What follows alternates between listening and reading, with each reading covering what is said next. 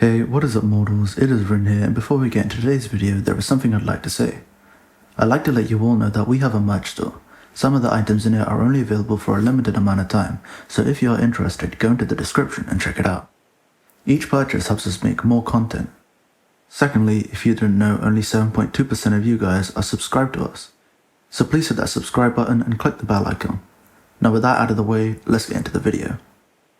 The calmness of a subtle nightfall darkening the atmosphere soothed the mind of Madara Uchiha, as he would be known for now. A certain breeze was now no more. It was still. Families, consumers, and merchants went about their daily night, alongside a little boy standing by the porch of his home, carrying his baby brother strapped into a bundle onto his partially folded arms, singing to him whilst gazing at the moon. There was a sudden pause in the very breeze that triggered a minor alarm in him. It bothered him enough to have him stare at the moon with a squint of the eyes. No, it's most likely nothing. Sitting in his cozy office, the old man also feels troubled. Something about this night had them all taking momentary glances at the glistening embodiment of a god. The rest remain unbothered, shutting both eyes calmly, taking another long drag at his pipe. Hiruzen then expels the smoke, drowning himself in the narcotic toxin that he so enjoyed. No, something was off. He stands to retrieve his necessary equipment. Potentially it would be needed. After all, he was going off by feeling. An ally unministered by no one. Living in solitary, even with a path necessary for movement during the day, one individual disturbs its daily loneliness. Falling from the blankness of space, donning lengthy charcoal robes and a hoodie, said infiltrator firmly kisses the concrete floor with the soles of his feet, comfortably wrapped by shinobi sandals that complemented the robe in color, with a slight crouch upon landing to distribute the pent-up energy out evenly. He allows his right arm to swing up as if freely along with the lifting of his head. This reveals a concealed face, guised by a white tiger mask. One indentation for him to see through. Through that hole, a vermilion glimmer threatens nature itself. 3 tomoe surrounding a central point indicating its full maturity as well as activation. Arm strikes down flat with a thud, only for several streaks of kanji to break away, from its central point spreading as blood spatter. Instead as dark as the robes that clothed him. For a moment there is nothing. Hokage's mansion, living streets, the entire enclave. A spontaneous formation of smoke in the center of the village's sounds amidst the cracking and breaking of houses, wooden plinths, pathways, and tree stems.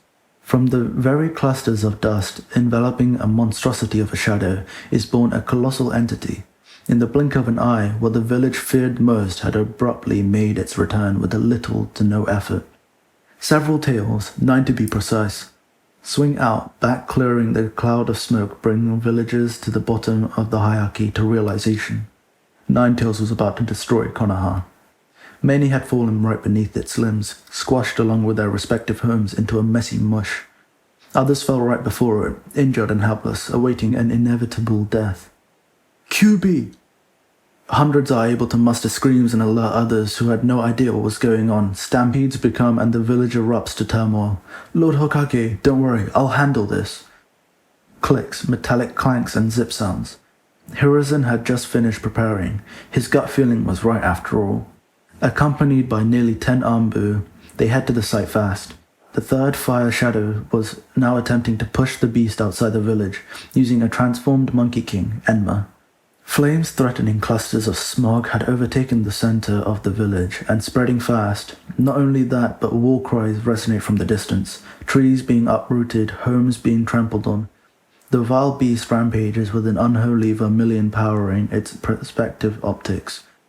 Shinobis hidden in the trees, hoping to ambush it, are struck by a forceful hand coming from the opposite direction unseen. Same as those attacking from the sides, leaping off tall structures. Pain equivalent to being hit by a freight train at full speed. Death, it roars. Kuruma's rampage, left unintended for no less than a minute, had its gaping jaws muster an energy sphere, just before the opening of its mouth.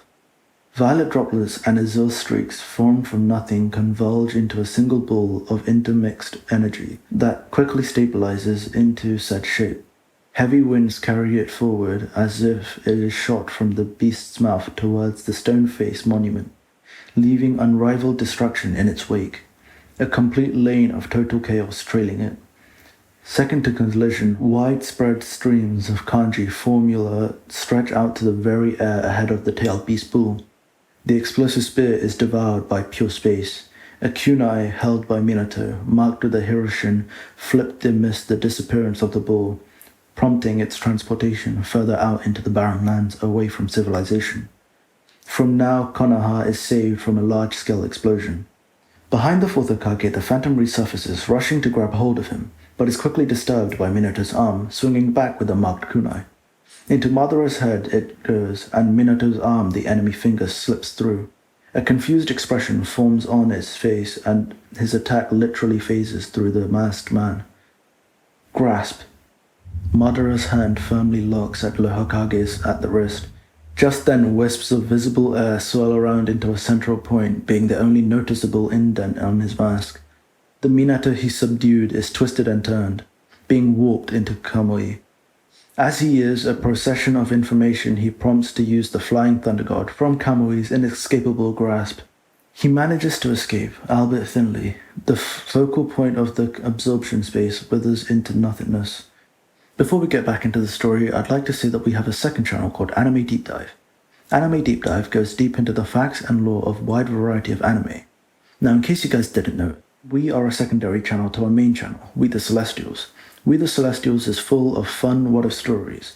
If you have a sugar tooth for great storytelling, please give that channel a visit. If you're interested for more content we share with all channels, make sure you click the icon in the top right corner or the description for a link to the channel. Now with that out of the way, let's get back into the video. In a forest harboring grassy patch filled with a marked kunai, Minato falls belly flat before picking himself up in a slight daze. From out the swirl of wispy tempest, the phantom of the night is born again. A few feet away from Minato, spat out Kamui in the opposite direction. Without saying a word, the two locked eyes. The yellow flash gets on one knee, subtly picking up as the kunai by his ankle, only to jet in the opposite direction. Turning on the balls of his feet, at the same time he flings his kunai straight towards the man's forehead. Simultaneously, the masked man rushes onto the same path to collide with the Hokage, in order to grab hold of him once more. In close proximity, both men find themselves at a tug of chance, for whoever got first touch would settle the battle in its entirety. The three-pronged kunai seemingly phases through the man's forehead, skull, then back out. On Minato's right hand, the first sea blue aura encircles it, raging at its very space to converge into a sphere. His very own creation, Rasengan. I win. Madara's hand was already closing in on the Hokage's cloak. Seconds before fully grabbing hold of it, Minato shifts space to where Hiroshin was. Etched on the scroll clothing the hilt of his kunai, just having shot through the back of the Uchiha's head, laying a firm grasp on it, Minato swings his other hand inwards, turning the body at the hip accordingly, and this in turn allows the other hand to pivot in the same direction, forcefully pounding the energy sphere into the masked man's back, who had no time to react, let alone clue of what was going on. Earth and debris exploding outwards, Minato secretly places an undying Hiroshin on the back of the receiver, whose back was now bare as part of his robes were ripped by a violent ball of energy. Pieces of the cracked floor spring up in numbers, several managing to collide with the mask hard enough to break its right half such that Madara's presumed eye glimmers in the moonlight forest. The deemed optic now fervently burning a vengeful vermilion, its inner pupil likened into a pinwheel. As durable as he were, he quickly leaps off the floor onto a boulder, his left arm melting onto the ground. To his dismay, Minato would be awaiting, just as quickly teleporting before his very eyes to have his right hand stuck onto the robe most central region. Another set of kanji formula spread over the charcoal-colored garment, unseen, revoking its control over Kurama. You no longer have control over Kurama. Allowing himself to jump back, Minato mistakenly opens a way for the masked man to escape. Albeit, as he does, his mask breaks off from the resultant trauma, leaving the Hokage to see a full-fledged face with wrinkles for scars, and a very familiar face. The sight was too hazy for him to make up, but what he knew was that this person was an Uchiha. He teleports. At a moment's notice, the rampaging Kurama was now still, his eyes gleaming a fiery crimson with their pupil likened to a hooked Triskelion. These eyes belonged to only one person, but at the moment he chose to act from the shadows so his clansmen would have no idea who it was. Hiruzen and the others managed to secure the perimeter after having finally pushed the beast outside the village. Minato appears by Fugaku's side, coincidentally on one knee looking down, and the Uchiha speaks. "I subdued the Nine Tails with my Sharingan. I leave the rest to you, Minato." Fugaku, he was a Uchiha. He had the Sharingan.